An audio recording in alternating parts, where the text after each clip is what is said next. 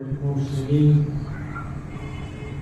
وعلى آله الطيبين الميامين المقدسين وصحابته الأجمعين الأكرمين إلى يوم الدين. قال سبحانه وتعالى في محكم كتابه: أعوذ بالله من الشيطان الرجيم. بسم الله الرحمن الرحيم. فلا وربك لا يؤمنون حتى يحكموك فيما شجر بينهم إلى آخر الآية. قال تعالى جل جلاله وعم نواله في شأن رسوله المصطفى وحبيبه المجتبى صلى الله عليه وسلم: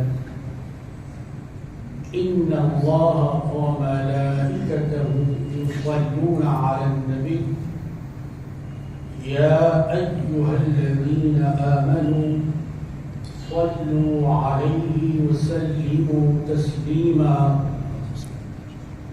اللهم صل صلاة كاملة وسلم سلاما تاما على سيدنا محمد الذي تنحل به العقد وتنفرج به الكرب وتقضى به الحوائج وتنال به الرغائب وحسن الخواتم ويستسقى الغمام بوجهه الكريم وعلى آله وصحبه في كل لمحة ونفس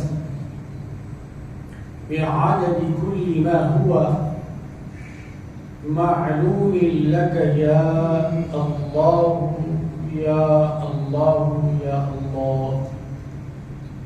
سبحان ربك رب العزة عما يصفون وسلام على المرسلين والحمد لله رب العالمين.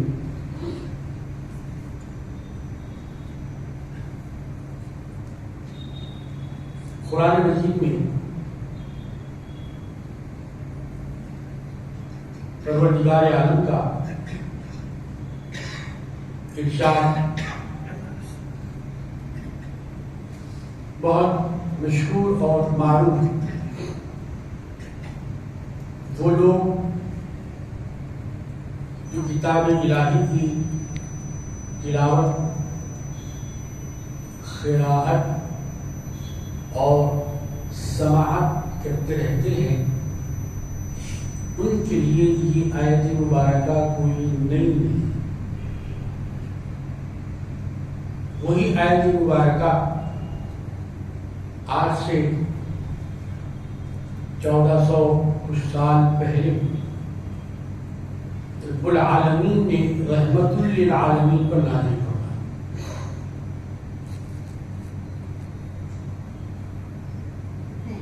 اس آیت مبارکہ میں اللہ تبارک و تعالی اپنی قسم خود کھا رہا اور ارشاد ربانی ہوتا ہے: اے حبیب،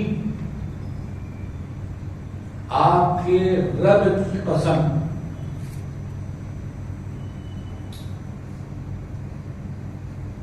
اس ابتدائی آیت میں یہ بات غور کرنے کے قابل ہے کہ اللہ تعالی نے 7 آسمان بنائے، وہ بھی حیرت انگیز، بغیر کسی ستون کی. اس پروردگار عالم نے قسم نہیں کھائی: فلا ورب السماوات. اس پروردگار کی قسم جس نے 7 آسمانوں کو بنایا. پھر آیت مبارکہ میں یہ بھی نہیں ہے اس پروردگار کی قسم جس نے 7 طبق زمینوں کو بنایا. فلا ورب الشمس، مولا کریم نے یہ بھی ارشاد نہیں فرمایا کہ چمکتے ہوئے اور روشنی بکھیرتے ہوئے سورج کی قسم. فلا ورب القمر، وہ پروردگار جس نے چاند کو تخلیق کیا اس کی قسم. فلا ورب الکواکب، ستاروں کی قسم. فلا ورب القرآن، آپ کا وہ رب جس نے قرآن نازل کیا. مولا کریم نہ آسمانوں کی قسم فرماتے، نہ 7 طبق زمینوں کی قسم فرماتے، نہ سورج کی قسم، نہ چاند کی قسم، نہ ستاروں کی قسم، نہ قرآن مجید کی قسم، بلکہ صاحب قرآن کی قسم فرماتے. فلا وربک، اے میرے حبیب آپ کے رب کی قسم. تو اللہ تعالی گویا دنیا کے سامنے اپنا تعارف سرکار دو عالم علیہ السلام کے ذریعے پیش فرمایا. آپ کے رب کی قسم. اب مطلب یہ آیت مبارکہ سے آشکارا ہو رہا ہے کہ آگے جو بات بتائی جانے والی وہ بڑی اہم ہے، یعنی اسے توجہ کے ساتھ سننا ہے، پورے دھیان کے ساتھ اس کو سماعت کرنا ہے، اسے بے توجہی اور سستی اور غفلت کے ساتھ نہیں سننا ہے. آپ کے رب کی قسم. فلا وربک لا یؤمنون، وہ لوگ کبھی ایمان والے نہیں ہو سکتے. مطلب ایمان والے ہونا ہے تو پھر وہ بات ماننا اور تسلیم کرنا پڑے گا جو آگے اللہ تعالیٰ بیان فرما رہا ہے. اللہ کو ماننے کا نام ہے اسلام. اللہ کو ماننے کا نام ہے اسلام، اور حضور کو ماننے کا نام ہے تسلیم. یا ایھا الذین آمنوا صلوا علیہ وسلموا تسلیما. اگر ہم تشریح کرنا چاہیں، تفسیر کرنا چاہیں، تو یہ بات سمجھانے کے لیے، بتانے کے لیے، تشریح کرنے کے لیے کہہ سکتے ہیں کہ اللہ کو ماننے سے اسلام حاصل ہوتا ہے اور حضور کو ماننے سے تسلیم حاصل ہوتی ہے. اسلام بھی ضروری ہے، تسلیم بھی ضروری ہے. لا الہ الا اللہ بھی ضروری ہے، محمد رسول اللہ بھی ضروری ہے. اگر ایک آدمی زندگی میں لا الہ الا اللہ، لا الہ الا اللہ، لا الہ الا اللہ کتنا اچھا کلمہ ہے پڑھتا رہے تو کیا وہ اسلام میں داخل ہوگا؟ موٹی بات. کوئی بھی کہے گا کہ بھائی آپ نے کلمہ تو پڑھا ہے لیکن آدھا پڑھا ہے، پورا نہیں پڑھا ہے. اگر آپ کو اسلام میں داخل ہونا ہے تو آپ کو پورا کلمہ پڑھنا پڑے گا. تو جب پورا کلمہ کیا ہے کہ لا الہ الا اللہ محمد رسول اللہ. آپ یہ جو لا الہ الا اللہ لا الہ الا اللہ کہہ رہے ہیں، اللہ کے سوا کوئی الہ نہیں، الہ خدا نہیں، اللہ کے سوا کوئی الہ نہیں۔ جب کوئی الہ اللہ کے سوا نہیں تو پھر عبادت آپ اسی کی کریں گے جس کو آپ الہ کہہ رہے ہیں۔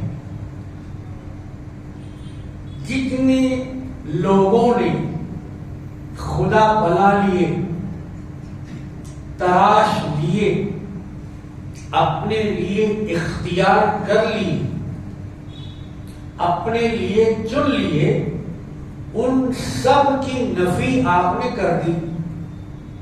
تو اب جب اللہ کے صرف ایک الہ ہونے کا آپ نے اقرار کر لیا تو مطلب یہ ہے کہ آپ اسی کی عبادت کریں گے۔ مطلب کیا ہوا؟ لا الہ الا اللہ، مطلب لا معبود الا اللہ، اللہ کے سوا کوئی معبود نہیں ہے۔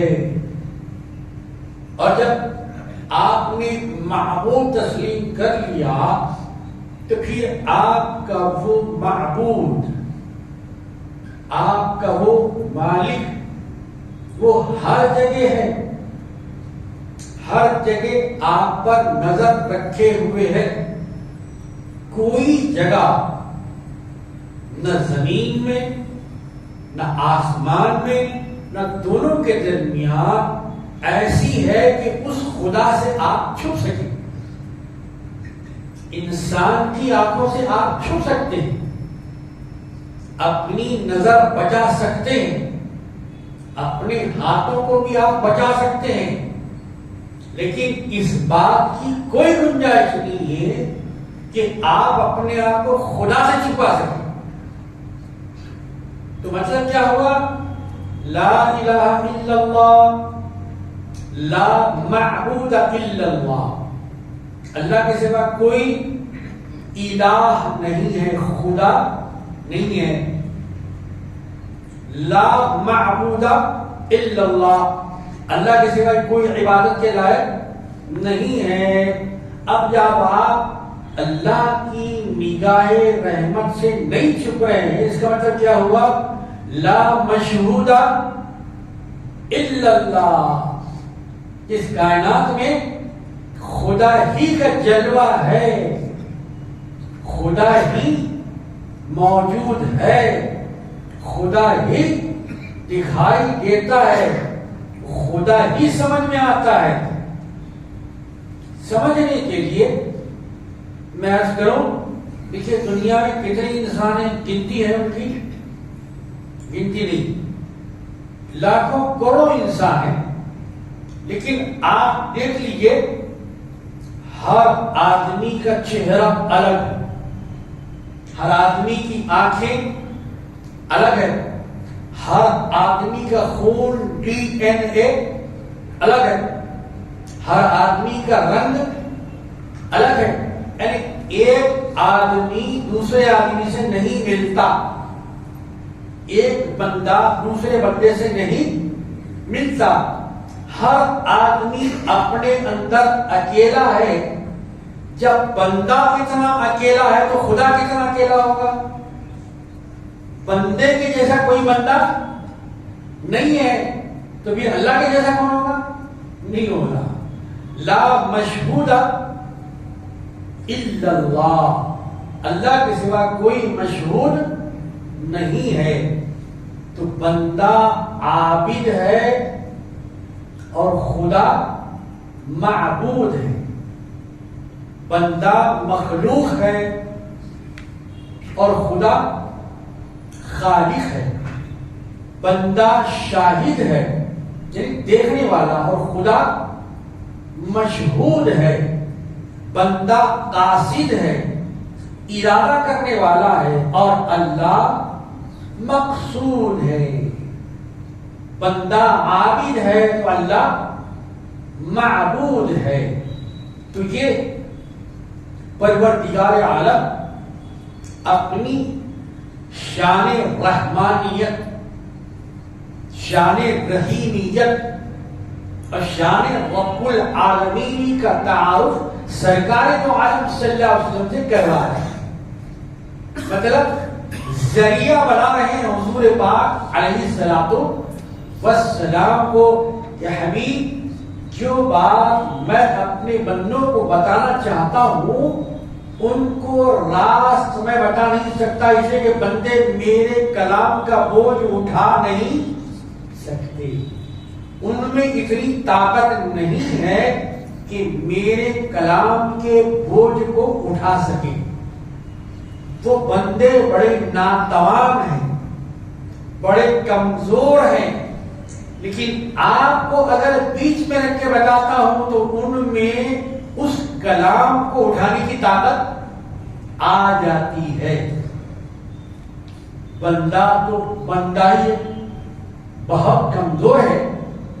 مولا کریم تو یہ ارشاد فرماتے ہیں کہ یہ بات کائنات کی ہر مخلوق کو یاد رکھنی چاہیے کہ اگر میں اپنا کلام جس کو کائنات کی مخلوق سب سے زیادہ مضبوط سمجھتی اور وہ آسمان سے باتیں کرنے والے پہاڑ، ان کی چوٹیاں کتنے مضبوط ہوتے ہیں یہ پہاڑ، جائے کہ ان کی مضبوطی کی مثال کسی اور سے نہیں دی جا سکتی. اصل بھی وہی ہے، مثال بھی وہی ہے. تو دنیا، ساری دنیا جس کو مضبوط سمجھ رہی ہے، پختہ سمجھ رہی ہے، محکم اور مستحکم سمجھ رہی ہے، اگر میں اس محکم پہاڑ پر اپنی آیات بینات کو نازل کروں تو وہ پہاڑ میرے کلام کی شدت کو برداشت نہیں کر سکے گا. کیا ہو جائے گا؟ ٹکڑے ٹکڑے ہو جائے گا، ریزہ ریزہ ہو جائے گا. مثال اللہ تبارک و تعالی حضرت موسیٰ کلیم اللہ علیہ السلام کے واقعے میں ذکر کیا. جبکہ موسیٰ علیہ السلام کی معروضہ ادب پیش کیا تھا کہ پروردگار آپ کیسے ہیں، آپ کا جمال کیسا ہے، آپ کتنے حسین ہیں، آپ کتنے خوبصورت ہیں، آپ کتنے لطیف ہیں. میرے دل کی خواہش ہے کہ حجاب ہٹا دیجئے اور اپنا جلوہ دکھا دیجئے تاکہ میں بھی آپ کا چہرہ زیبا دیکھ لوں کہ کس شان میں آپ کا چہرہ ہے، کتنی ملاحت اور کتنی فضاحت آپ کے چہرے کے اندر ہے. کتنی اچھی درخواست تھی حضرت موسیٰ علیہ السلام کی. یہ تو نہیں کہا تھا کہ مولا سمندر میں کیا ہے دیکھنا چاہتا ہوں، یہ نہیں کہا تھا کہ مولا آسمان کی بلندیوں میں کیا ہے دیکھنا چاہتا ہوں، یہ نہیں کہا مجھے مشرق اور مغرب دکھا دی. مولا میں دنیا دیکھنا نہیں چاہتا، میں دنیا بنانے والے کو دیکھنا چاہتا ہوں. بڑی اچھی درخواست، بڑا اچھا معروضہ تھا، بڑی اچھی خواہش تھی، لیکن جواب کیا ملا آپ کو معلوم ہے. موسیٰ علیہ السلام جیسے جلیل القدر پیغمبر، عظیم الشان پیغمبر، ایسے پیغمبر کہ جن کے دست مبارک میں ایک بے جان لکڑی ہے جسے عربی میں عصا کہا جاتا. چھڑی بھی آپ کہہ سکتے، لکڑی بھی آپ کہہ سکتے، بے جان لکڑی، بے زر لکڑی، کسی جھاڑ سے کٹی ہوئی شاخ، تراشی ہوئی، چھیلی ہوئی، خوبصورت بنائی ہوئی وہ لکڑی ہے. اور اگر اسے اپنے ہاتھ میں پکڑ لے اور پہاڑ پر اس سے ضرب لگائیں تو بخدا اس پیغمبر کے ہاتھ کی لکڑی میں یہ خصوصیت، یہ کمال پیدا ہو جاتا ہے کہ لکڑی سے پتھر کے اندر چٹانیں بن جاتی ہیں۔ نہ صرف چٹانیں بنتی ہیں بلکہ 12 پانی کے چشمے اس سے نکل جاتے ہیں۔ یہ ہے حضرت موسیٰ کلیم اللہ علیہ السلام کا ہاتھ نہیں، ان کے ہاتھ میں جو لکڑی ہے۔ جب پیغمبر کے ہاتھ کی لکڑی کا جب معجزہ ہے تو پیغمبر کے ہاتھ کا معجزہ کیا ہوگا؟ پیغمبر پتھر پہ اپنا ہاتھ نہیں مار رہے ہیں بلکہ اپنے ہاتھ میں جو لکڑی ہے، تو یہ ہاتھ سے کمال لکڑی میں آیا جب پیغمبر سے ایک لکڑی منسوب ہوئی تو اتنی طاقتور ہو گئی کہ پہاڑ کو توڑ رہی ہے۔ اگر کوئی آدمی پیغمبر کے ساتھ مل جائے، پیغمبر کا ہاتھ اس کے ہاتھ میں ہو یا اس کا ہاتھ پیغمبر کے ہاتھ میں ہو تو اس پر کتنا کمال آ جائے گا۔ اگر پیغمبر کے ہاتھ پر وہ بیعت کرے کہ لا الہ الا اللہ موسیٰ کلیم اللہ، اے پیغمبر خدا یہ میری قسمت ہے، یہ میرا مقدر ہے کہ مجھے آپ جیسا پیغمبر مل گئے، لائیے آپ کا دست مبارک کہ آپ سے بیعت کرنا گویا خدا سے بیعت کرنا ہے، آپ سے وعدہ کرنا گویا خدا سے وعدہ کرنا ہے۔ تو بتائیے اس آدمی کے ہاتھ میں کتنی طاقت آ جائے گی؟ یقیناً موسیٰ علیہ السلام کے دست مبارک میں بھی جو طاقت ہے وہ اللہ کی ہے، اور لکڑی کے اندر بھی جو طاقت ہے وہ اللہ کی طرف سے ہی ہے۔ تو وہ موسیٰ علیہ السلام یہ معروض ادب پیش کر رہے ہیں، ربی ارینی، پروردگار مجھے نظر آئیے، مجھے جلوہ دکھائیے۔ جواب کیا آتا ہے پیغمبر کو؟ عام انسان کو نہیں، عام انسان کا یہاں سوال ہی نہیں، وہ گنتی میں ہی نہیں، شمار میں ہی نہیں، اس جلیل القدر پیغمبر کو جس کے ہاتھ کی لکڑی کمال دکھا رہی ہے، مولا کریم ارشاد فرمائے یا موسیٰ لن ترانی، آپ مجھے دیکھ سکتے نہیں بلکہ ہرگز نہیں دیکھ سکتے۔ دیکھ نہیں سکتے نہیں فرمایا اللہ نے، کیا فرمایا؟ ہرگز نہیں دیکھ سکتے۔ عربی میں ایک لفظ ہے لام الف، دونوں کو آپ ملا دیں کیا بن جائے گا؟ وہ لا۔ لا کے معنی ہے نہیں، لا الہ الا اللہ، نہیں ہے کوئی الہ الا مگر، یعنی جتنے معبود لوگوں نے تراش لیے ہیں وہ سب ان کے تراشے ہوئے ہیں، میں جس خدا کو مانتا ہوں وہ کسی کا تراشا ہوا، کسی کا بنایا ہوا نہیں، وہ خود اپنی ذات سے ہے۔ جیسے ایک سے پہلے کوئی عدد نہیں، ویسے خدا سے پہلے بھی کوئی نہیں ہے۔ تو حضرت موسیٰ علیہ السلام کو جواب ملتا ہے لن ترانی، تو لام الف لا کے معنی نہیں، لیکن اگر لام کے بعد آپ نون لگا دیں اس کے معنی کیا ہوں گے؟ ہرگز نہیں۔ دیکھیں یہ عربی زبان کی نزاکت، اس عربی زبان کی فصاحت اور بلاغت اور سلاست اور اس کی جو رفعت ہے، بخدا دنیا کی کوئی زبان ایسا اسلوب نہیں لا سکتی، ایسی فصاحت لا نہیں سکتی۔ لا کا مطلب نہیں، لن کا مطلب ہرگز نہیں۔ دیکھیے آپ پہلے پارے کا نام الف لام میم. دوسرے پارے کا نام سیقول. تیسرے پارے کا نام تلک الرسل.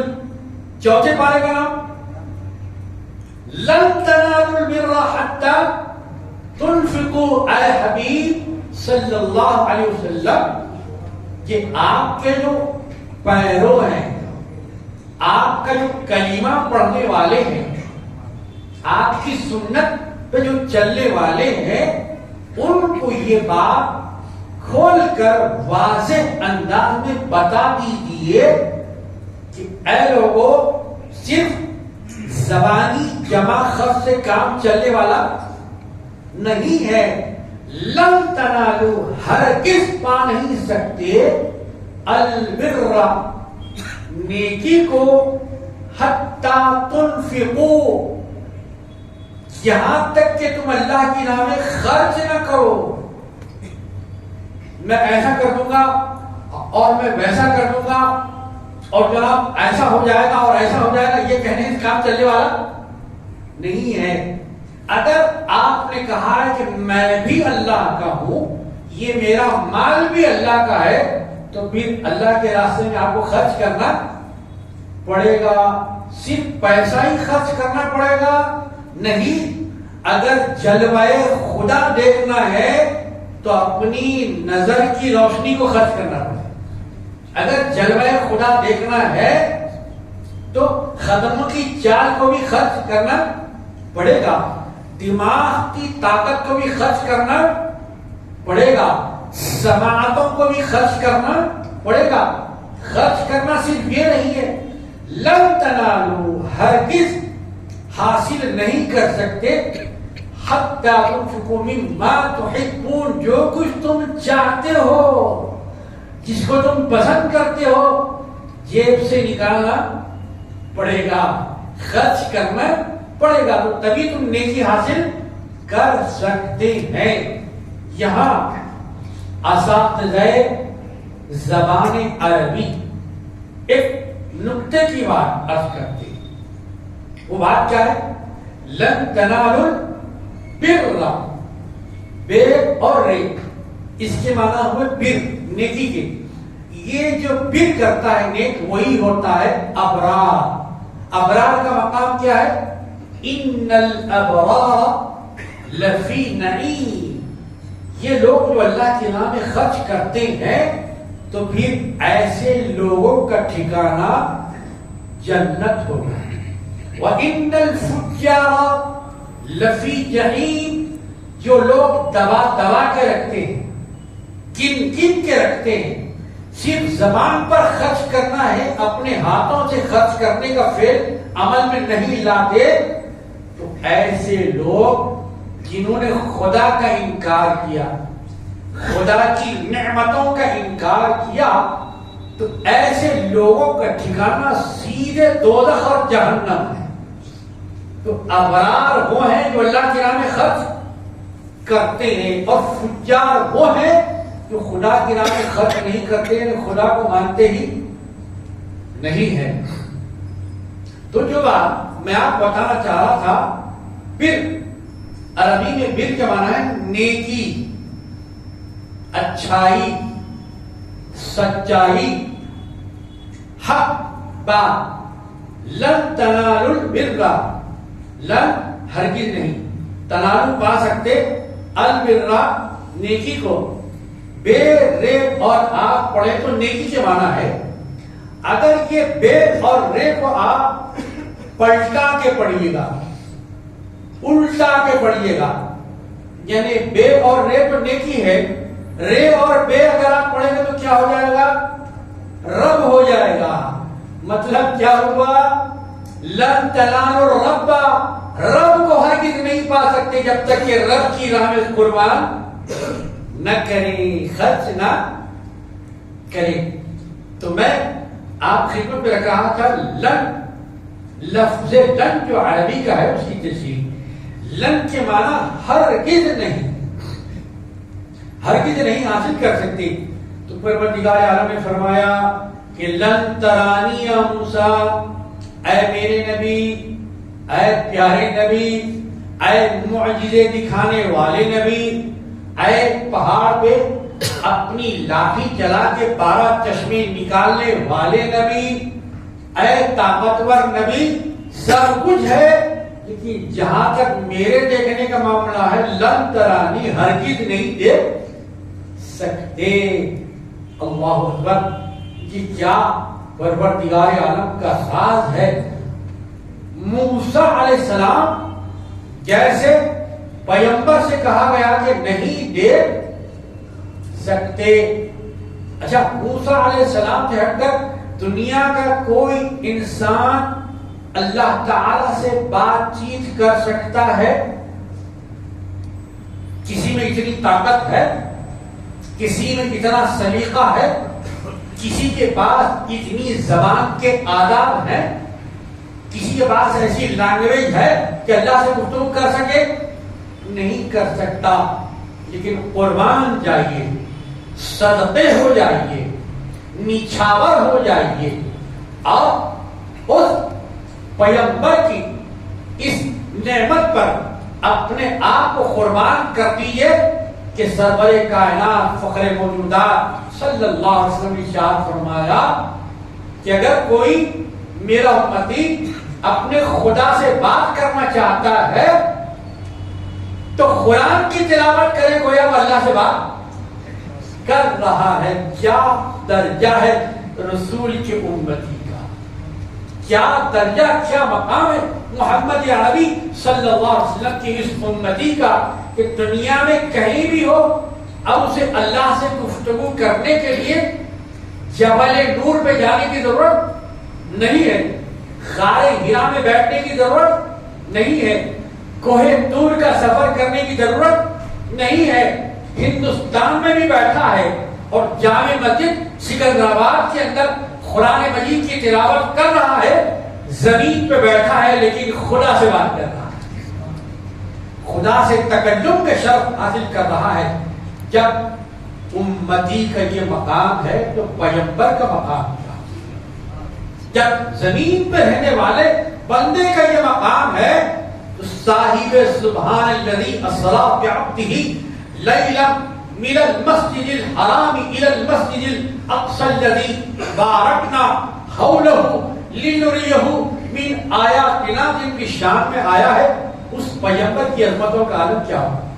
فلا وربک، اے میرے حبیب، اے میرے رسول، ان لوگوں کو یہ بات اپنی نوٹ بک میں بھی نوٹ کر لینا چاہیے، اپنے تختہ خل پر بھی لکھ لینا چاہیے کہ وہ مومن ہو ہی نہیں سکتے، وہ کبھی اپنے آپ کو مسلمان کہہ نہیں سکتے۔ اگر وہ مسلمان بولنے رہے، وہ بول رہے ہیں لیکن خدا کے پاس وہ مسلمان نہیں ہے، فرشتوں کے پاس مسلمان نہیں ہے، جبریل کے پاس مسلمان، خدا کے پاس نہیں ہونا مسلمان، فرشتوں کے پاس نہیں ہونا۔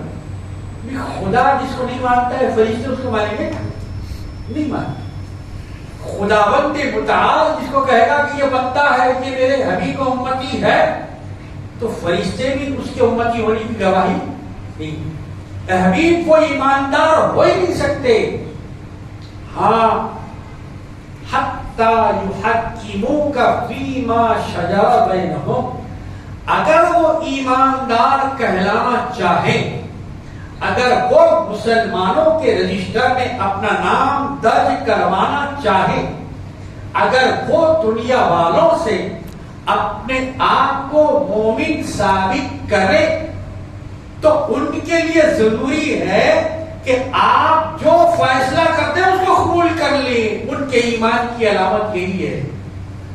کوئی جھگڑا لے کے آئے، کوئی مقدمہ لے کے آئے، کوئی کیس لے کے آئے پیغمبر کی خدمت، فریق اول کا بیان، فریق دوم کا بیان، فرسٹ پارٹی کا بیان، سیکنڈ پارٹی، دونوں پارٹیوں کا بیان، دونوں لوگوں کا بیان سنیں، اور جس پارٹی جس فریق کے بارے میں پیغمبر فیصلہ کر دے تو وہ جو مسلمان ہے آپ کے فیصلے کو تسلیم کر لے، یہ نہ کہے کہ صاحب یہ فیصلہ تو میرے حق میں نہیں ہے، یہ تو میری تائید میں نہیں ہے، یہ تو میرے حق میں نہیں ہے.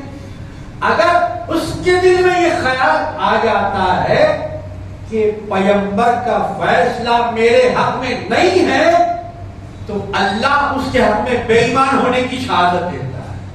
وہ کبھی ایماندار ہو ہی نہیں سکتا جب تک کہ آپ کے فیصلے کو تسلیم نہ کرے, آپ کی بات کو تسلیم نہ کر لے. مشکل ہے بہت صاحب ایمان ہونا اور کچھ کھیل نہیں حق پہ قربان ہونا. میرے عزیزوں, جھنڈے سبھی اٹھاتے ہیں, مٹھائی سبھی باندھتے ہیں, لہک لہک کے کلام تو سبھی پڑھتے ہیں, لیکن اصل منزل تو ایمان پر اترنے کی یہ ہے کہ میرے حبیب کی بات کو مان رہے ہیں کہ نہیں مان رہے ہیں, تسلیم کر رہے ہیں کہ نہیں تسلیم کر رہے ہیں. اگر وہ میرے حبیب کو تسلیم کر رہے ہیں تو میں بھی انہیں تسلیم کرتا ہوں. میرے حبیب کو مان رہے ہیں تو میں بھی ان کو مانتا ہوں. اور اگر میرے حبیب کے فیصلے کو نہیں مان رہے ہیں, جب وہ میرے محمد صلی اللہ علیہ وسلم کے نہیں ہوئے تو پھر وہ اللہ کے بھی نہیں ہو سکتے. جو محمد الرسول اللہ کا نہیں ہوا وہ لا الہ الا اللہ کا بھی نہیں ہوا.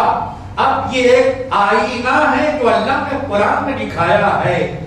اے جھگڑنے والوں, اے لڑنے والوں, اے اپنی بہنوں کا حصہ غصب کرنے والوں, اے اپنے بھائیوں کے درمیان برادری کا پل بنانے کے بجائے دیواریں اٹھانے والوں, اے رشتہ داریوں کو توڑنے والوں, جب تم نے رسول کا فیصلہ تسلیم نہیں کیا تو خدا تم کو مسلمان کیسے تسلیم کرے؟ اپنے آپ کو مسلمان ثابت کرنا ہے تو رسول کا فیصلہ آپ کو تسلیم کرنا پڑے گا, قبول کرنا پڑے گا. چاہے مکے کا انسان ہو, چاہے مدینے کا رہنے والا ہو, چاہے یمن کا رہنے والا ہو, چاہے مصر کا باشندہ ہو, یا ہندوستان کے اندر زندگی گزارنے والا ہو, یا کسی اور سرزمین کا پیدا ہونے والا ہو, جب تک کہ وہ میرے رسول کے فیصلے کو نہیں مانے گا, آپ کے پروردگار کی قسم وہ آپ کا بھی نہیں ہوا تو میرا بھی نہیں ہوا. یہ بات اللہ تبارک و تعالی قرآن مجید کے اندر صاف صاف فرما رہا ہے. آپ یہ نہیں کہہ سکتے یہ تو مفتی کا فتویٰ ہے میں اسے تسلیم نہیں کرتا. آپ تسلیم کرتے ہوں گے, میرا مطمع نظر اور مخاطب آپ نہیں ہے, لیکن ہمارے کچھ بھائی ہیں وہ کہتے ہیں کہ میں فتوے میں تسلیم, کس کو تسلیم کرتے ہیں پھر آپ پھر کس کو تسلیم کریں گے؟ وہ جو قرآن کو نہیں جانتے ان کا فیصلہ آپ تسلیم کریں, وہ جن کو حدیث سے کوئی تعلق نہیں ہے ان کے فیصلے کو آپ تسلیم کریں گے, وہ جن کو ایمان کی ہوا بھی نہیں لگی, جن کے پاس ایمان کا علم بھی نہیں ہے, ان کے پاس اپنا فیصلہ کروانے کے لیے آپ جا رہے ہیں. اللہ کہہ رہا ہے آپس میں جھگڑا ہو جائے قرآن سے رجوع کرو, آپس میں جھگڑا ہو جائے رسول سے رجوع کرو, آپس میں جھگڑا ہو جائے صحابہ سے رجوع کرو. صحابہ کے پاس مثال ہے اپنے جھگڑوں کو نپٹانے کی. قرآن کے اندر فیصلہ کروانے کی طاقت ہے, حدیث رسول میں فیصلے کی طاقت ہے, فیصلے کا نور ہے. لیکن جب فیصلہ ہوتا ہے قرآن کو بھی چھوڑ دیتے ہیں, حدیث کو بھی چھوڑ دیتے ہیں, پیغمبر کو بھی چھوڑ دیتے ہیں, صحابہ کو بھی چھوڑ دیتے ہیں, مفتیان کرام کو بھی چھوڑ دیتے ہیں, علماء دین کو بھی چھوڑ دیتے ہیں, غیروں کے بعد جا کے بھیک مانگتے ہیں کہ ہمارا فیصلہ کیجیے. اب ایسے لوگ جو قرآن کو چھوڑ کے غیروں کے پاس جا کے فیصلے کی بھیک مانگے, میرے کہنے کے مطابق نہیں, کیا مولانا کے کہنے کے مطابق نہیں, پروردگار کا فرمان ہے اے حبیب جو آپ کے فیصلے کو نہیں مانتا مسلمان ہو ہی نہیں سکتا. اب ہم مسلمان ہیں یا نہیں پہلے اپنے آپ کو دیکھ لینا پڑے گا, اس کے بعد میلاد النبی صلی اللہ علیہ وسلم منانے کی بات آئے گی. اس بات کی تو ہم کو فکر ہے کہ بھائی جلوس نکلے گا کہ نہیں نکلے گا, ابھی تاریخ دونوں کی ٹکرا رہی ہے, ابھی ہم جھنڈا لے جائیں گے نہیں لے جائیں گے, نعرہ رسالت نعرہ تکبیر لگا کے نہیں لگائیں گے. یہ فکر نہیں ہے کہ اس سال میں نے کتنی سنتوں کو زندہ کیا. یہ فکر نہیں ہے کہ میں نے اس سال کتنے قرآن کے سورے پڑھے. یہ فکر نہیں ہے کہ مجھے اذکار نماز یاد ہے یا نہیں ہے. یہ فکر نہیں ہے کہ غسل کے فرائض کتنے ہیں. یہ مجھے نہیں معلوم کہ وضو کے اندر کتنی سنتیں ہیں. لیکن یہ ضرور ہے کہ صاحب اس سال جلوس نکلے گا کہ نہیں نکلے گا. میرے عزیزوں اور دوستوں، ربیع الاول آنے سے پہلے اللہ کا یہ فرمان جو فلا وربی کا، آپ کے رب کی قسم، پروردگار عالم اپنی بات اپنی قسم کے بغیر بھی فرما سکتا ہے. لیکن بات کی اہمیت ہے، بات کا وزن ہے. اس بات کے وزن کو ہم نے نہیں سمجھا تو ہم بے وزن ہو گئے. کہیں بھی ہماری وقت نہیں ہے. کوئی بھی ہم کو ڈرا رہا ہے، کوئی بھی ہم کو دھمکا رہا ہے، اور خود اپنے اندر بھی جھاڑ کے سوکھے پتوں کی طرح ہم ڈر رہے ہیں، لڑ رہے ہیں، کانپ رہے ہیں. ارے کیا ہوگا، ارے کیسا ہوگا، اور کدھر ہوگا، اور کیوں ہوگا. میرے عزیزوں اور دوستوں، وزن ہم نے قرآن کا نہیں سمجھا تو بے وزن ہو. مقام ہم نے قرآن کا نہیں سمجھا تو بے مقام ہو. منزل ہم نے کتاب الہی کی نہیں سمجھی تو پھر کوئی منزل ہماری باقی نہیں رہتی ہے. دنیا آزاد ہے، اسے آزاد رہنے دیجیے. اس کی آزادی میں مداخلت مت کیجیے، انٹرفیئر مت ہوئیے. دنیا آزاد ہے، لیکن دنیا کو یہ بتائیے اے دنیا تو آزاد ہے، لیکن ہم مسلمان آزاد نہیں. دین کے پابند، مسلمان قرآن کے پابند ہے، مسلمان سنت کے پابند ہے، مسلمان حدیث کے پابند ہے، مسلمان شریعت کے پابند، مسلمان کلمہ طیبہ کے پابند ہے، مسلمان جھوٹ کے نہیں سچ کے پابند، مسلمان لوٹنے کے نہیں لٹانے کے پابند ہے، مسلمان کسی کو دھوکہ دینے کے نہیں بلکہ کسی کو سہارا دینے کے پابند، مسلمان کسی کے منہ سے لقمہ کھینچنے کے پابند نہیں ہے، بھوکے کو کھلانے کے پابند ہے. مسلمان کسی کے جسم سے لباس اتارنے کے پابند نہیں ہے، مسلمان تو ننگے کو کپڑا پہنانے کے پابند ہے. میرے عزیزوں اور دوستوں، یہ بات بڑوں کو سمجھنا ہے، اپنے بچوں کو سمجھانا، اپنے پوتروں کو سمجھانا ہے، اپنے نوازوں کو سمجھانا ہے، اپنی بچیوں کو سمجھانا ہے کہ اگر تم اپنے پیغمبر کا قول نہیں مانتے تو پھر تمہارا اسلام سے کوئی تعلق باقی نہیں رہا.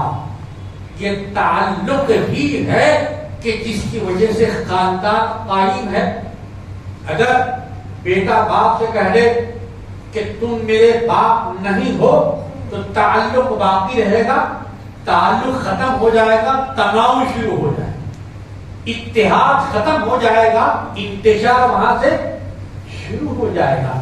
میرے عزیزوں اور دوستوں، اخبارات میں یہ بیان آتا ہے کہ یہ میری نافرمانی کرتا ہے، ناخلف ہے، بد اخلاق ہے، ناہنجار ہے، یہ میری بات کو نہیں سنتا، یہ مجھے تکلیف دیتا ہے، ایذا رسانی کرتا ہے. لہذا وکیل صاحب ایک نوٹس جاری کر دیا اخبار کے اندر، آج سے یہ میرا فلاں بیٹا میرا بیٹا نہیں ہے، میں نے اسے اپنی وضعیت سے خارج کر دیا. میری دکان میں، میری مکان میں، میرے زمین میں، میری جائیداد میں اس کا کوئی حصہ نہیں ہے. 1,00,000 روپے دے کے آپ نوٹس جاری کروائیے، لیکن بیٹا بیٹا رہے گا، باپ باپ رہے گا. کیونکہ یہ رشتہ کسی انسان نے نہیں بنایا، اللہ نے بنایا ہے. ناخلف ہے، بد اخلاق ہے، بد زبان ہے، شرابی ہے، کبابی ہے، جواری ہے، اس کی سزا تو اللہ کے پاس ملے گی. لیکن باپ اپنے نطفے سے بیٹے کو الگ نہیں کر سکتا. ایسی روزانہ نوٹس 10 سال تک ملتے رہیے، لیکن بیٹا بیٹا رہے گا، باپ باپ رہے گا. عزیزان محترم، یہ نوٹس دلوانے کی اخبار میں نوبت کیوں آئی کہ اسے نہ کلام اللہ معلوم ہے، نہ کلام رسول اللہ معلوم ہے، نہ خدا کی کتاب معلوم ہے، نہ خدا کا کلمہ معلوم ہے، نہ خدا کا خوف معلوم ہے، نہ خدا کا شوق معلوم ہے. اسے صرف نعرے لگانا معلوم ہے. یقیناً نعرہ لگائیے سنت کے ساتھ، نعرہ لگائیے محبت کے ساتھ، نعرہ لگائیے اخلاص کے ساتھ. یہی بات ایک دن نہیں، 2 دن نہیں، 12 دن مسلسل کنٹینیو پے در پے اس جامع مسجد کے اندر بتائی جاتی ہے. اور 12 اسلامی اسکالرز یہاں تشریف لاتے ہیں. یکم ربیع الاول سے لے کر 12 ربیع الاول تک نماز مغرب کے ساتھ ہی نماز عشاء تک بتاتے ہیں کہ ہمارا اور خدا کا تعلق کیسے ہو، ہمارا اور رسول اللہ کا تعلق کیسے ہو، ہمارا اور کلمے کا تعلق کیسے ہو، ہمارا اور دعوت کا تعلق کیسے ہو، ہمارا اور شریعت کا تعلق کیسے ہو. الحمدللہ علی جناب فرماتے ہیں آپ کو دعوت دی جا رہی ہے. یہاں جو آنے والے اسلامی اسکالرز آپ میلاد النبی منائیں، سیرت النبی پہلے منائیں، پھر اس کے بعد میلاد النبی منائیں، احکام النبی پہلے منائیں، اس کے بعد پھر میلاد النبی منائیں. قول النبی پر آپ کا پہلے بھروسہ ہو، اعتقاد ہو، اعتماد ہو، اعتبار ہو. تو جب سنت نبی پر آپ کا اعتبار ہوگا تو پھر دنیا بھی آپ پر اعتبار کرے گی. یہ دنیا کا غلام نہیں، یہ تو محمد رسول اللہ کا غلام.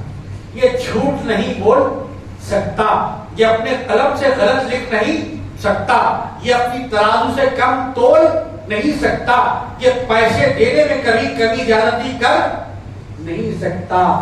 اس کی عبادت بھی صحیح ہے، اس کا لینا دینا بھی صحیح ہے، اس کی شادی بیاہ بھی صحیح ہے، اس کے ساتھ تجارت اور معاملات کرنا بھی صحیح ہے.